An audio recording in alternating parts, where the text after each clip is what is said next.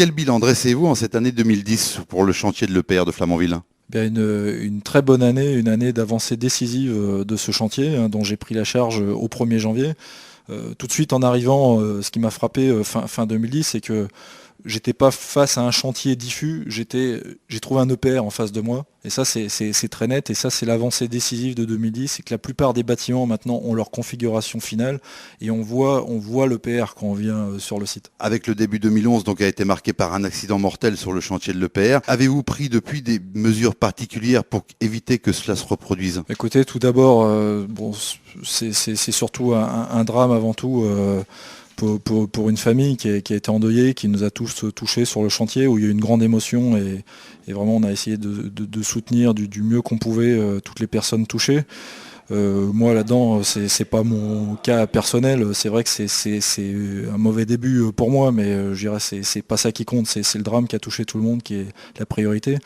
Bon, évidemment, on a tout de suite envie d'une chose, c'est de plus jamais revivre ça. Et pour ça, on a tout de suite essayé de comprendre ce qui pouvait se passer. Alors même s'il y a une enquête judiciaire qui est en cours et on n'a pas forcément accès à tous les éléments, ce qui est certain, c'est qu'il y a une configuration à risque qui a causé l'accident. C'est un colis manutentionné par une grue qui a heurté une passerelle sur laquelle travaillait la personne décédée.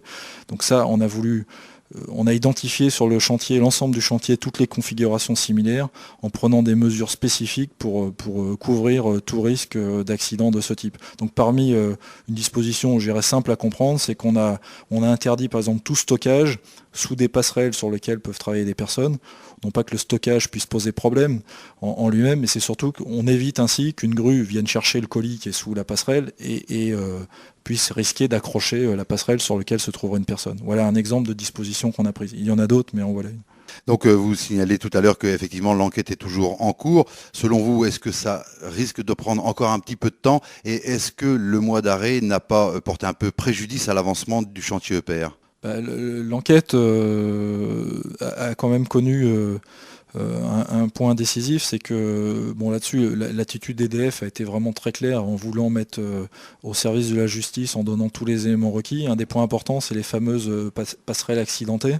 Donc celles-ci ont pu être déposées ce lundi et être mises à disposition en toute sécurité de l'expert nommé par le procureur. Les gendarmes également ont procédé aux dernières investigations hier. Et donc depuis aujourd'hui, le bâtiment réacteur est libre d'accès. Donc je dirais, il n'est plus concerné par l'enquête. Bon, en revanche, il y a un certain nombre d'éléments qu'on doit apporter à l'inspecteur du travail pour la reprise complète des activités. Mais déjà depuis mi-février, il y a une partie des activités qui ont reprise dans le bâtiment réacteur. Donc vous voyez, on est dans une démarche là progressive, de reprise progressive des activités dans le bâtiment réacteur. Bon, sachant que le chantier ne s'est jamais arrêté. Alors évidemment, il y a eu l'émotion de la première semaine, mais depuis, le travail est très intense sur les autres parties des bâtiments, et donc et notamment pour redéployer des personnes qui étaient sans activité dans le bâtiment réacteur. Et tout ça fait que le chantier avance. Sur le mois de février, le chantier avance, et donc même s'il y a aujourd'hui un impact sur le bâtiment réacteur, l'impact global sur le chantier aujourd'hui, il est prématuré pour l'estimer. Quelles sont les perspectives 2011 et surtout jusqu'au démarrage en 2014, des étapes importantes?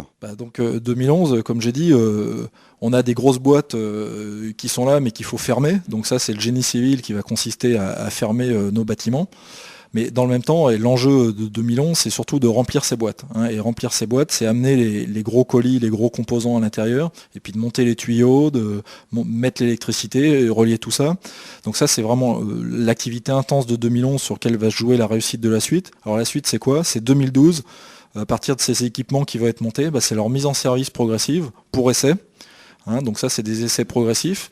Et ensuite, une fois qu'ils sont essayés, transfert à mes collègues de l'exploitation, qui ensuite vont prendre graduellement et progressivement la responsabilité de l'exploitation. Et tout ça, tout le puzzle va se reconstituer. Et en 2014, ils auront l'exploitation complète de l'installation. Et voilà, c'est ça, 2014, c'est les premiers mégawatts de l'EPR Flamanville 3 sur le réseau pour être le 59e réacteur en service.